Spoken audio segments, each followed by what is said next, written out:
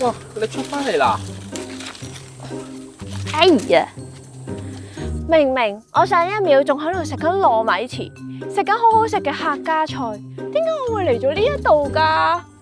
你記得幫我同我阿媽講。哎呀！啊，你都係幫我話俾阿媽聽，你今晚唔翻嚟食飯。我而家喺歐洲嘆緊世界，就等我哋葡萄帶你重新認識大埔滘。出發！大埔以前一直都係由香港客家人聚居嘅重鎮。今次帶大家嚟到大埔南盛街嘅和暢金廚，喺大埔南盛街已經屹立多年㗎啦。佢哋係主打東江客家菜，店鋪唔算大，裝修咧亦都比較懷舊。老闆娘同埋店員出名熱情好客。喂，你個湯好好啊，飲完之後瞓得好舒服，擁有濃濃人情味。最出名就係佢哋嘅東江客家系列同招牌手工菜，包括客家鹹雞、客家釀豆腐、懷舊狗仔粉同埋手工紅棗糕，完美咁保留住大埔嘅客家魂啊！好好飲啊！好，我哋試一個飯花湯先。佢話咧，呢一個係咪啊？清熱喉痛。啊，有雞蛋花、蟲草花、木棉花，好飲喎好甜喎佢個湯，但係佢個湯咧係超級清咯，但係好甜，好清甜，啱晒你。咁我哋而家就食咗嗰個冰鎮鮑魚同埋冰鎮芥蘭先。芥菜啊，芥菜。係啊，芥菜膽啊！你睇下幾大隻，一個手掌喎。我想試咗嗰個先。哦，佢好腍嘅喎，分咗俾你先。咁大嚿啊！誒，我比較厚嘅你啦。一次過咁大唔嚿。好話我唔虧待你啦，唔好話你唔虧待我，即係你虧待我。唔好話我虧待你。一門牙果俾我，下次講小飯。好啊。個鮑魚咧，我覺得好新鮮同埋好爽口啊！但係因為我冇諗到佢呢度咧嗰個麻油同埋個芥末咧係咁 match 嘅，我真係第一次食。呢個咧就係冰鎮芥菜啊！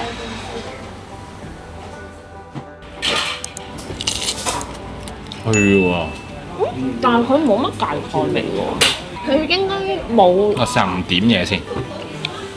其實佢唔點都得㗎，但係咧佢係冇芥菜嗰陣芥菜味，佢係清甜清甜，唔係好脆啊！好似食緊萵筍咁，有少少有啲似咁嘅感覺，但係萵筍就多啲水分嘅。網民極力推介嘅客家鹹雞，佢嘅雞肉經過鹽醃烹調，肉質鮮嫩，食落充滿鹹香同埋雞嘅味道。自家製嘅薑蓉更加係點睛之筆啊！佢唔同鹽焗雞嗰種味嘅喎。哦雞皮啊，有煙韌又脆卜卜咁樣，好好食我覺得。雖然佢叫鹹雞啦，但係佢冇鹽焗雞嗰種好強嘅鹽香嘅。我反而係嗰種鹽水咧，好似滲透咗落個雞入邊嘅。如果我直接啲講咧，佢就係一個鹽焗雞再加白切雞嘅薑蓉。客家釀豆腐咧係傳統嘅客家手工菜，豆腐滑嫩，有分炸同湯兩款㗎。今次我哋就揀咗炸啦。我最中意就係食客家豆腐，仲要炸到咁嘅樣，就係我嘅至愛啦。我仲食一個芥菜好食。佢出邊似係嗰啲布包豆腐咁嘅嘢啦，然後中間咧就釀咗啲魚肉咁樣，所以佢個豆腐味係好重嘅，我覺得幾好食。佢個豆腐炸得好好，佢唔可以同大美督嗰個對比，因為大美督嗰個感覺唔同嘅完全。佢嗰個咧就係硬啲、脆啲，真係似臭豆腐嗰種 texture。但係呢一個客家釀豆腐咧，出邊酥脆，但係入邊軟糯，有翻嗰個 juicy 嘅 texture 喺度。懷舊狗仔粉充滿住以前懷舊香港嘅風味，湯底濃郁但清甜，係買少見少嘅草根食物。我中意食呢個狗仔粉，呢個狗仔粉清得嚟咧係會有佢嗰佢個湯底係清，但係會有肉碎嘅味道咯，同埋佢會有埋菇啦、蝦米啦呢啲咁樣嘅料咧喺入邊，佢會係清甜。係啊，頭先係話咧呢個奶茶好好飲，所以我哋就嗌咗杯熱嘅啦飲下。我覺得佢個魚韻係好特別啦，反而係個魚韻咧有嗰種淡奶嘅味道。係啊，我會講佢個奶茶係同平時嘅奶茶有啲唔同。因為平時嘅奶茶咧應該係着重茶味係比較重，佢呢個係突出到個淡奶嗰個餘韻嗰個味。手工紅棗糕係一定必食嘅甜品，食完正餐叫埋佢，真係非常飽肚滿足啊！佢係超綿啊，好似雞蛋糕咁樣，但係咧又唔會好甜，但係有紅棗味，有熱辣辣。我覺得好好食喎，黐線喎呢個！呢個咧好似咧嗰啲黃糖糕，但係佢唔係黃糖，佢係用紅棗做嘅。但係佢係再綿啲嘅咯，唔係好濃紅棗味，同埋係煙煙韌韌咯，同埋好好食。我覺得熱食先好食㗎呢個。頭先都講，大埔可以話係香港客家人嘅重要地方。要真正食出大埔嘅靈魂，一定要跟住客家文化係咁食。我哋到咗呢個客家雙紅第二紅，就係滑嘟嘟。滑嘟嘟係傳統客家人最驕傲嘅客家糍粑，佢哋用古法蒸煮糯米，入邊包極多花生、芝麻同埋糖，一鹹一甜，完美體驗晒大埔最真實嘅客家飲食精華。滑嘟嘟糯米糍，其實佢係客家嘅糍粑嚟嘅，好脹好飽滿啊！同大澳有得揮喎，係咪啊？勁薄喎。佢咧入邊嗰個花生芝麻餡咧，佢係有多啲砂糖喺入邊嘅，食到砂糖嗰種一粒一粒嘅感覺。咁相比起大澳嘅華利婆咧，佢會偏甜少少，同埋咧佢個 size 會細好多嘅。我諗佢2粒就等於華利婆嘅1粒啦。但係咧，我覺得整體嘅感覺20蚊有3粒咧係非常好，同埋個皮超薄。我哋嚟到呢一個山塘新村嘅村民信箱啦，就隔離咧都有條樓梯，就根據 Google 嘅指示咧，應該行55分鐘咧就可以上到呢一個大埔滘自然徑噶啦。叢林的法則啊，呢度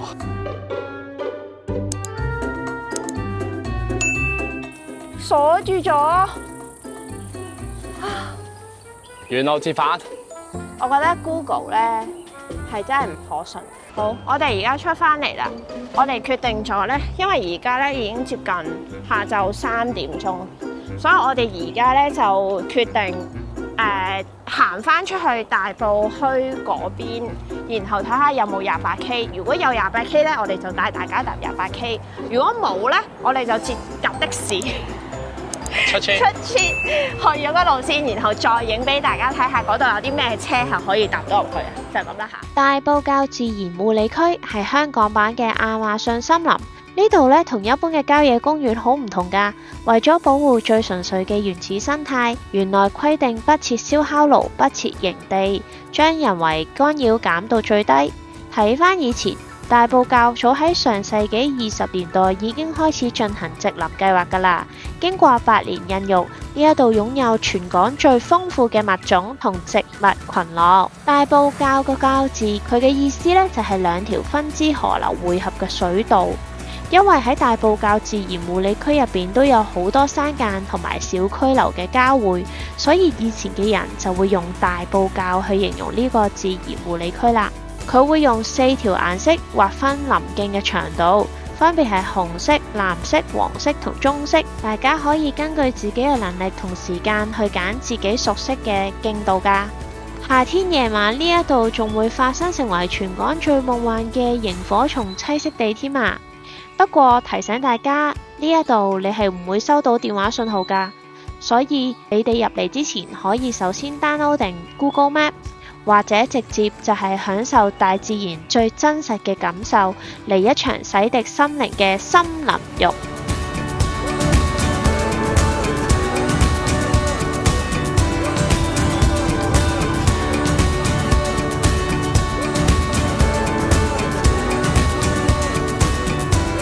我哋頭先呢就喺後邊自然保護區嗰個出入口。係啦，就出嚟之後就轉左呢。一直行大概5分鐘咧，就會見到呢一個小白鷺餐廳。咁我哋今日咧就係要去呢度 Lake House。我哋嚟到呢個充滿南法莊園氣息嘅純白建築，冇錯，就係大家最熟悉嘅小白鷺餐廳 Lake House。咁 Lake House 咧就會有2間餐廳，因為呢一度咧就主要做婚宴場地啦。B 爐咧就係食西餐嘅，另外仲有一間中餐廳。不過我哋今日咧就會食西餐，所以我哋就出發去 B 爐啦。其實佢就係位於白鷺湖畔最靚嘅地方，而早前前身咧其實係一個大埔滘嘅林務辦公室。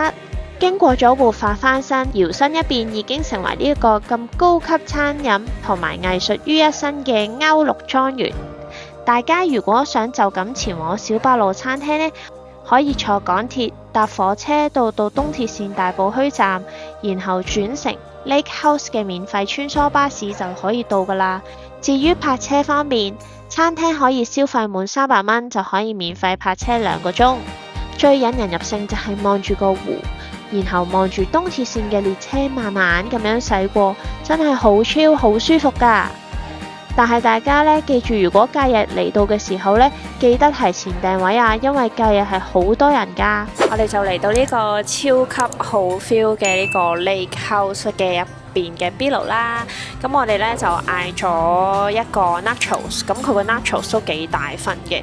咁呢一個咧就係88蚊，咁就有一大盤㗎啦。個味道都係正常嘅，但係我覺得佢呢一度俾嘅cheese 嘅份量係比較多啦，同埋嗰個味道都非常非常之好，唔會太鹹咯。我哋咧就叫咗一個烤法國春雞半隻，就配呢個白酒忌廉汁就258蚊。跟住另外咧就叫咗一個美國牛柳配鵝肝。就係398蚊嘅，咁就6安士啦。佢就會有埋嗰個麵包啊，但係其實我哋係冇叫餐嘅喎。跟住咧，佢上咗呢個麵包好搞笑，佢係一個袋啊，佢大概會有6嚿法包啦，個底係有一個好軟腍腍嘅一個嗰啲麵包。呢個好似係嗰啲漢堡包上面最軟腍腍嗰個包咯。咁我而家咧就試下嗰個牛柳先，佢係好腍啊，見唔見到啊？佢係啱啱好啊！快啲試啦！佢好有質素喎，我想講，佢個鵝肝咧就唔會好肥膩啦，但係個牛咧係煎得好香，又夠厚喎，嗰個肉汁係保留到喺入邊啊！佢好煎得好脆啊個味，入面好軟熟，個肉汁喺晒度。係個牛味唔夠重，真係。係真係牛味唔夠重。如果佢牛味再重啲咧，佢就原味咯。好香啊！佢呢個燒春雞，同埋咧佢個皮咧係脆㗎啦，然後係勁易切開咯。佢係配呢個白酒忌廉汁嘅。如果咁樣比咧，我會叫個雞而叫個牛。咧佢個外皮燒得好脆，雞味好濃。同埋唔知係咪因為佢配咗嗰個白酒忌廉汁呢，佢令到嗰個雞味會再出啲，同埋成件事係 balance 得好啲嘅。始終牛嗰個呢，我覺得個鵝肝太好味啦，同埋個牛呢始終爭緊啲牛味，所以我自己覺得我會揀雞呢一個。個重點係個雞係258咋，即係平過個牛啊，平150蚊，咁我梗係食個雞啦。喺大埔滘一落嚟，其實就係呢間餐廳，而我哋好肚餓，所以我哋都冇話預先 book 定啲咩餐廳咁樣，咁就去咗嚟我呢間餐廳度食啦。都係第一次嚟呢一間小白鷺餐廳，但係佢出乎意料，比我嘅 expectation 更加好咯。但係我會評定佢為中上啦，即係中挺挺啦。咁另外呢，就係佢個下午茶都好多人推薦啊，但係呢，我哋今日嚟到呢，就冇下午茶。佢嘅下午茶呢，就係去到5點半嘅，咁就會有3層，會有嗰啲細細嘅 cake 啊，嗰啲細嗰啲餅啊咁樣啦，即係貨你打卡咁樣。但係我就唔知好唔好食啦。但係我自己覺得呢一個晚餐嚟講，我覺得都 so far 都幾滿意嘅。好啦，我哋就嚟到最後結尾啦。我覺得最大嘅感受咧，就係行到1/3嘅路段咧，之後就俾人見到閂咗隻門，然之後咧就被逼落翻去呢一個小巴站嗰度，再搭翻去真正嘅入口。香港有呢一個 Amazon， 即係呢一個亞馬遜嘅一個森林咧，我覺得都好大嘅感觸，同埋我覺得好靚咯，啲自然嘅景觀，一啲都唔熱喎。大埔嘅居民啊，第一站我哋去食嗰個好有好熱禮貌，情啊係啊，好熱情啦，即係問下佢需唔需要湯啊，免費俾個湯你啊，你今日想唔想要買外賣啊等等嘅。但係我覺得咧最浪漫咧，成日咧就係最後嗰個晚餐咯，要多謝阿布布咧帶我去食呢個晚餐。哦，嗰個 B 爐啊嘛，我覺得嗰個 B 爐好浪漫啊！嗰個地方實在太靚，我都拍咗好多嘅靚靚嘅航拍俾大家睇。係啊，我都覺得嗰度幾靚同埋幾特別嘅，係有個大湖泊啦，同埋個景觀都好靚嘅。不過唔知係咪因為疫情過咗之後呢，其實佢哋都比較少遊客去，咁所以都幾推薦大家去嘅。不過始終佢嘅價錢都比較中上少少，咁我覺得即係如果係 anniversary 或者生日啊嗰啲都可以去食下咁樣咯。咁希望呢，我哋嘅影片呢都能夠帶俾大家呢一啲開心嘅回憶啦，同埋同時之間俾大家記住值得回憶嘅一啲地方啦，同埋餐廳嘅。希望所有嘅地方都可以用影片一一記錄得啦。係啦，最緊要咧就係用下你嘅手指公去篤個 like、share 同埋 subscribe 我哋嘅 channel。如果有啲咩地方想去，甚至乎咧對於我哋呢一個大埔滘嘅歷程咧有啲咩 comment 嘅，歡迎喺下邊留言。係啊，有你嘅支持，先會有好片睇。好，拜拜。拜拜。